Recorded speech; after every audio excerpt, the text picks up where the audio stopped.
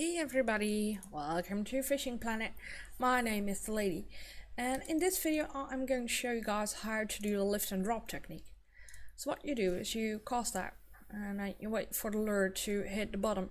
Now just as stop and go, make sure that your speed is set on 3.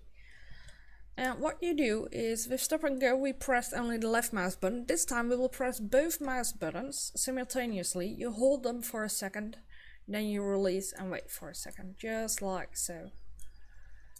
What this does is it will both lift up the lure, but it will also reel in some of the line, and that is what you do to get a lift and drop.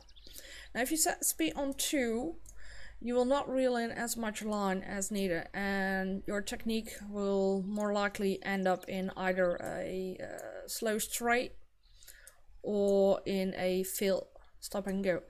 You do notice though that as the lure comes closer, as you reel in more line, you will see that the lure is actually being lifted more into the water. So just adjust the amount of time that you press both mouse buttons, and then of course in the last couple of meters you cannot do a lift and drop anymore.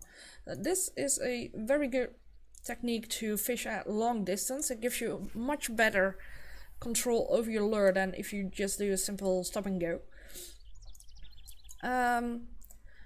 But on a short distance it's indeed not very good. There's another method that you can use if you don't like to press both mouse buttons. I do have to admit it took me some time as well to get used to it.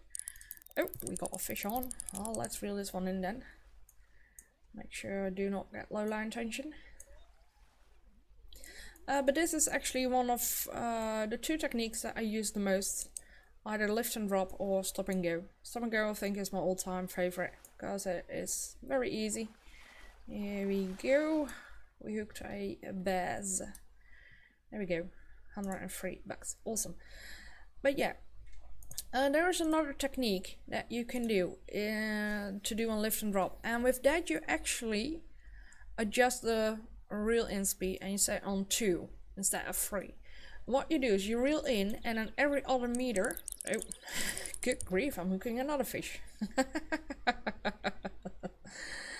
I wasn't hooking any fish earlier on in the game, so I figured okay, let's do the retrieval videos. But yeah, alrighty, there we hooked another fish again, a spotted bass. Let's cast a bit more there. So there's another method in doing a lift and drop, and what you do is you set the speed on 2, and every other meter you will tap the right mouse button while you hold the left mouse button, just like this. And you can hold the right mouse button or tap it a bit longer if you like. Just as soon as your lure hits the bottom, you lift it up again. There we go, lift and drop. Now this is not something that I'm used to quite a lot. As you guys can see, it works. The moment that you start doing it when the lure is not hitting the bottom, you will actually be doing a twitch technique, as you guys can see right now. And of course in the last couple of meters it doesn't matter anymore, because if you put in a lot of strikes, then you'll just end up jerking the lure out of the water. So, but that is another technique that you can do. Instead of using speed 3 and pressing both mouse buttons simultaneously, hold them for a second, release them until the lure has been back, has dropped back onto the bottom. You can set your speed on 2 and just press the right mouse button every other meter of line that you've retrieved. But like I said, the moment that you start doing it while the lure is still in the middle of the water or a bit above the bottom, you will turn it into a twitch.